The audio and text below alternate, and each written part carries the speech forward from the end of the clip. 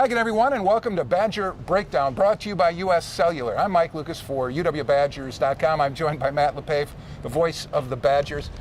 Finally, we get this moment where we're going to know a little bit more about Wisconsin against a team that's looking to know a little bit more about itself. It works both ways. It really does, Mike. I think both teams, they think they're pretty good. I know the Arizona State people think that the Sun Devils have a pretty good team, but when your opening game is against Sacramento State, a game that was over with pretty much by the end of the first quarter, you don't know for sure. And I think Wisconsin, the way the Badgers have played, it's hard to find a lot of fault. They've done what they've needed to do, but the competition, there were mismatches. So this is one I think everybody's been waiting for a while. Now, I know a lot of you have some questions in mind and maybe some answers, at least, that you've gleaned from the first two games. What do you think? What have you seen that leads you to believe that this has got a chance to be a pretty good team? Well, I think the offensive line play, even you have to consider who it's gone up against, but I think they've performed very well. They've created space for no matter who the running back is, but if it's James White, Melvin Gordon, or Corey Clement. I think we all thought or hoped that Corey Clement would be pretty good. I try not to jump the gun real early in training camp, but it's pretty hard not to with this guy, and he's played awfully well. So that's been, I think, one of the real bright spots, just this offense in general so far. And I'm glad you brought up the O-line, because I think when you look at Arizona State, that's going to be one of the key matchups on Saturday night, how Wisconsin's offensive line handles that front seven. Arizona State last year was very good at getting sacks, getting tackles behind the line of scrimmage. 9 per game, 9 tackles for loss per game a year ago. Will Sutton is their marquee player, number 90 in the defensive line. Carl Bradford, one of their linebackers, he'll put a hand on the ground as well. They're very good at disrupting.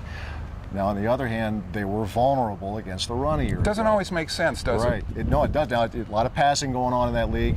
Now, they gave up 183 a game on the ground last year, 400 and change to Oregon, which people know that a team like Oregon can slice and dice it, but there were other games where they gave up 200 plus. So I think, we wonder how Wisconsin's going to fare in certain areas. I think out there, they're wondering how is ASU going to fare against Wisconsin's power running game. Will Sutton is terrific. There's no question about that.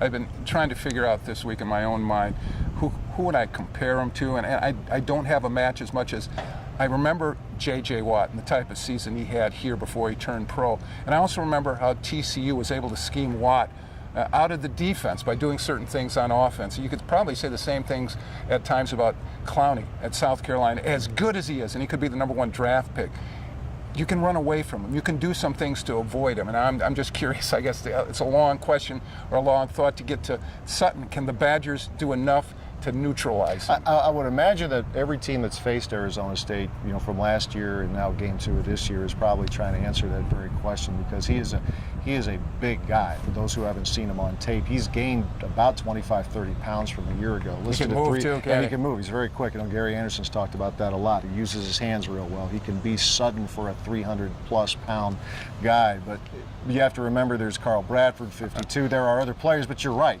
It's going to be one of those deals where, how much do you want to mess with them, or do you want to try to stay away from them? Those are the questions I guess we'll find out together on Saturday. Wisconsin loves to walk into an opposing stadium with the chip on its shoulder.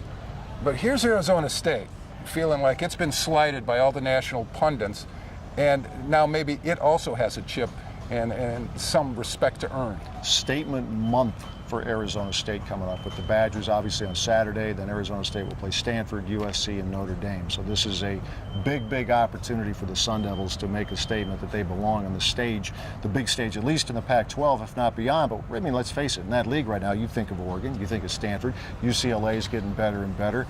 But the Arizona State folks have reason to believe that this is a year where they can hang in there with the big boys. Just a thought on my part, but I'm guessing that Sutton and company getting tired of reading about how Wisconsin's had 3 running backs go over 100 yards in each of the first 2 games. What do you think? Think that's on the billboard someplace? Probably 1 or 2 places. You know what's interesting about this? I think, Mike, both sides have intangibles going for them. If you're Arizona State, they seem to be pretty pleased that Wisconsin's coming in the top 25.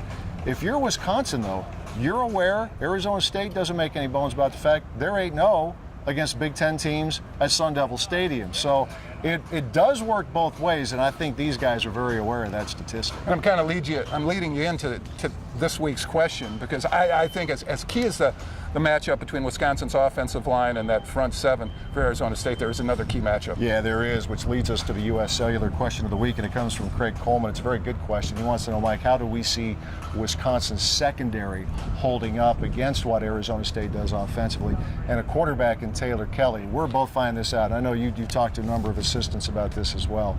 This guy is one of the better quarterbacks that maybe a lot of fans here in Wisconsin don't know a whole lot about. No, if you just look at the final 3 games of last season and their season opener, he's been ridiculously efficient.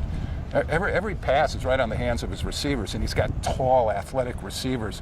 He's going to pose a real challenge to Wisconsin's defense, especially that secondary. Yeah, that secondary, and I think their versatility, because they can throw to their running backs. If it's Marion Grice, if it's DJ Foster will line up as a receiver, but there's good versatility. They spread the ball around. 5 touchdown passes last week to 5 different receivers, and he also completed 67% of his throws last year. That's a school record. They like to play fast, Yes. and they like to throw deep. Yes, they do. They'll run it very well as well, but they will take you deep. So that's going to be a very, very difficult test for the Wisconsin secondary. Craig, for having your question chosen, you win yourself a Badger prize pack, which includes some authentic Adidas apparel, all courtesy of U.S. Cellular.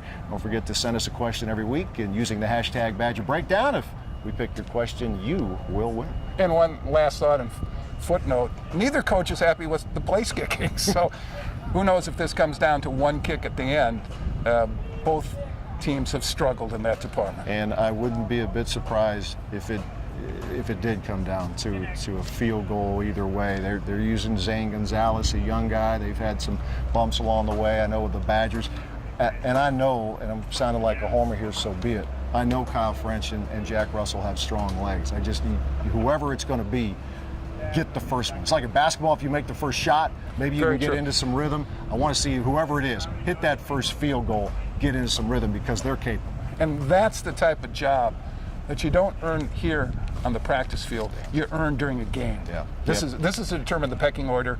It's on Saturdays where you win the place kicking job. And I think, and only it's a stretch to say, this is going to be the first of several that are going to go right down to the wire. So if it's a missed PAT here or a missed field goal in the first quarter, all that stuff in one-score games can mean a lot. For Matt Lepay, I'm Mike Lucas for UWBadgers.com. Thanks for watching Badger Breakdown, brought to you by U.S. Cellular.